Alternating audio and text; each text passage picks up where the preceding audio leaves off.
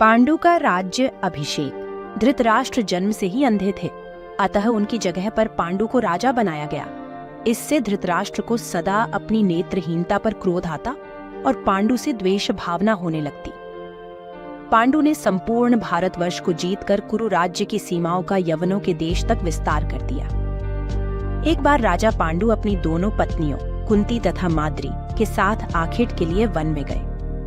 वहां उन्हें एक मृग का मैथुन रथ जोड़ा दृष्टिगत हुआ। पांडु ने तत्काल अपने बाण से उस मृग को घायल कर दिया। मरते हुए मृग रूपधारी निर्दोष ऋषि ने पांडु को शाप दिया, राजन, तुम्हारे समान क्रूर पुरुष इस संसार में कोई भी नहीं होगा। तूने मुझे मैथुन के समय बाण मारा है, अतः जब कभी भी तू मैथुन रथ होगा तेरी मृत्यु हो जाएगी। इस शाप से पांडु अत्यंत दुखी हुए और अपनी रानियों से बोले, हे देवियों, अब मैं अपनी समस्त वासनाओं का त्याग करके इस वन में ही रहूंगा। तुम लोग हस्तिनापुर लौट जाओ। उनके वचनों को सुनकर दोनों रानियों ने दुखी होकर कहा, नाथ, हम आपके बिना एक क्षण भी जीवित नहीं रह सकती। आप हमें भी वन में अपने साथ रखने की कृपा कीजिए। पांडु ने उनके अनुरोध को स्वीकार करके उन्हें वन में अपने साथ रहने की अनुमति दे दी। इसी दौरान राजा पांडु ने अमावस्या के दिन ऋषि मुनियों को ब्रह्मा जी के दर्शनों के लिए जाते हुए देखा। उन्होंने उन ऋषि मुनियों से स्वयं को साथ ले जाने का आग्रह किया। उनके इस आग्रह पर ऋषि मुनियों ने कहा, राजन, कोई भी निःसंतान पुरुष ब्रह्मलोक जाने का अधिकारी नहीं हो सकता, अतः हम आपको अपने साथ ले जाने में असमर्थ हैं। ऋषि मुनियों की बात सुनकर पांडु अपनी पत्नी से बोले, हे कुंती, मेरा जन्म लेना ही वृथा हो रहा है, क्योंकि संतानहीन व्यक्ति पितृऋण, ऋषि ऋण, देव ऋण तथा मनुष्य ऋण से मुक्ति नहीं पा सकता।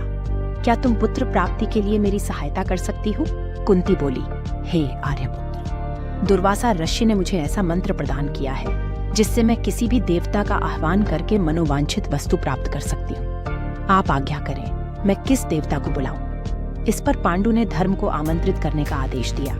धर्म ने कुंती को पुत्र प्रदान किया, जिसका नाम युधिष्ठिर रखा गया। कालांतर में पांडु ने कुंती को पुनः 2 बार वायुदेव तथा इंद्रदेव को आमंत्रित करने की आज्ञा दी। वायुदेव से भीम तथा इंद्र से अर्जुन की उत्पत्ति हुई। तत्पश्चात पांडु की आज्ञा से कुंती ने माद्री को उस मंत्र की दीक्षा दी। माद्री ने अश्वनी कुमारों को आमंत्रित किया और नकुल तथा सहदेव का जन्म हुआ। एक दिन राजा पांडु माद्री के साथ वन में सरिता के तट पर भ्रमण कर रहे थे। वातावरण अत्यंत रमणीक था और शीतल मंद सुगंधित वायु चल रही थी। सहसा वायु के झोंके से माद्री का वस्त्र उड़ गया। इससे पांडु का मन चंचल हो उठा और वे मैथुन में प्रवृत्त हुए ही थे कि शापवश उनकी मृत्यु हो गई। माद्री उनके साथ सती हो गई, किंतु पुत्रों के पालन पोषण के लिए कुंती हस्तिनापुर लौट आई। वहां रहने वाले आर्षि मुनि पांडवों को राजमहल छोड़कर आ गए।